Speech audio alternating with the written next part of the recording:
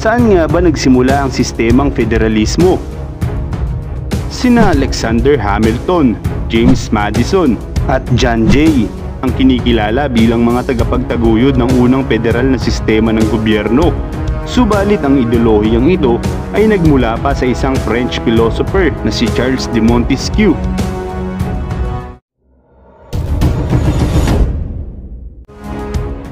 Si John Locke at Charles de Montesquieu ay ang tag team philosophers ng American founding, mula sa Deklarasyon ng Kalayaan hanggang sa mas komprehensibong gawain ng pagbabalangkas ng mga konstitusyon ng mga estado at isang matibay na konstitusyon para sa isang federal na republika. Si John Locke ay tinuturing na pinakamahalagang tao sa panahon ng revolusyon, at si Charles de Montesquieu naman ang higit na mahalaga sa panahon ng paggawa ng konstitusyon. Si John Locke ay isa sa maraming English figure na tumulong sa paghubog kung paano maunawaan ng mga Amerikanong kolonista kung ano ang dapat gawin ng mga pamahalaan at kung paano ito nauugnay sa mga mamamayan na miyembro ng gobyerno. Ang impluwensya ni Locke ay umabot sa pinakamataas na antas sa panahon ng Rebolusyong Amerikano, at ang pangunahing kaisipan niya na magkaroon ng impluwensya ay makikita sa Deklarasyon ng Kalayaan ng Amerika. Ang mga tagapagtatag ay hinihikayat ni Locke na ang mga pamahalaan ay dapat na siguraduhin ang mga karapatan ng mga tao, at ang mga pamahalaan ay umiiral sa pamamagitan ng pahintulot ng pinamamahalaan. Ayon kay John Locke, ang tunay na soberanya ay nakasalalay sa mga tao, at ito ay para sa mga tao dahil mayroon silang hindi maipagkakailang mga karapatan sa buhay, kalayaan at ari-arian, at kung sila ay nilabag ng parlamento ng kanilang mga kinatawan o ng hari na kanilang kinatawan sa ibang kahulugan, maaari nilang baguhin ang anyo ng pamahalaan. May karapatan silang gawin iyon.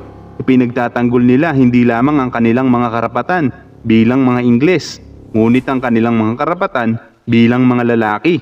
Kaya't sa makatuwid ay sinaalang-alang ng mga Ingles ang pananaw ni Locke upang bigyang katuwiran ang pagdedeklara ng kalayaan. Ipinahayag ni Locke na maaari lamang magkaroon ng kapangyarihan ang isang pamahalaan kung papayag ang mga tao na bigyan ng kapangyarihan ng gobyernong iyon. Ito ay kilala bilang panuntunan sa pamamagitan ng pahintulot. Ayon kay Locke, kung nararamdaman ng mga tao na hindi protektado ang kanilang mga karapatan, may karapatan silang tanggihan ng gobyernong iyon at magsimula ng bago. At ito naman ay hindi lubos na sinang-ayunan ni Montesquieu, dahil habang si Locke ay nakikipagtalo para sa soberanya ng mga tao, binigyan din ni Montesquieu ang ideyang kilala bilang balanse ng mga kapangyarihan.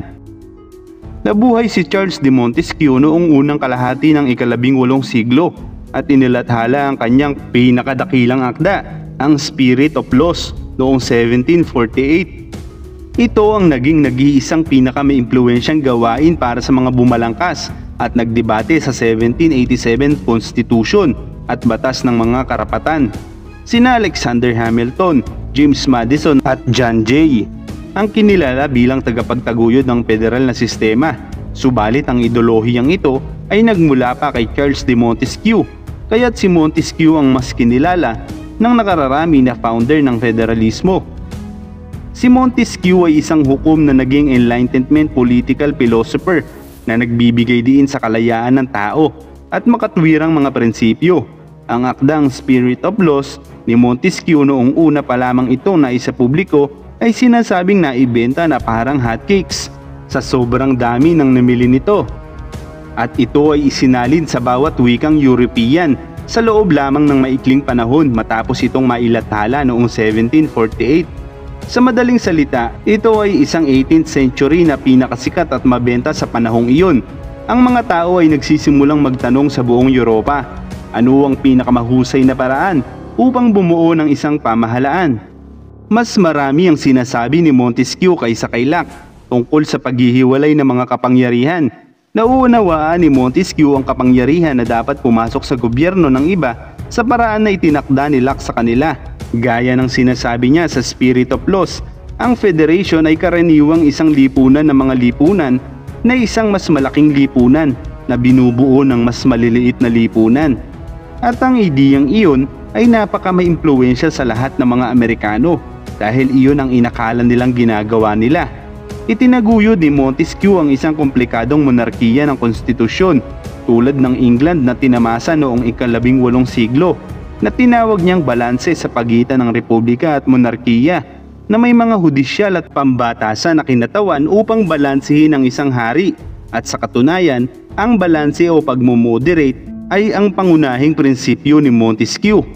Ipinagpatuloy ng Amerika ang paligsahan sa mga lehislatura, ehekutibo at mga hukom sa federal na pamahalaan at mga estado, pagkatapos ay sa dalawang antas ng pamahalaan at gayon din sa mga partidong pampulitika o interes at malayang pamamahayag.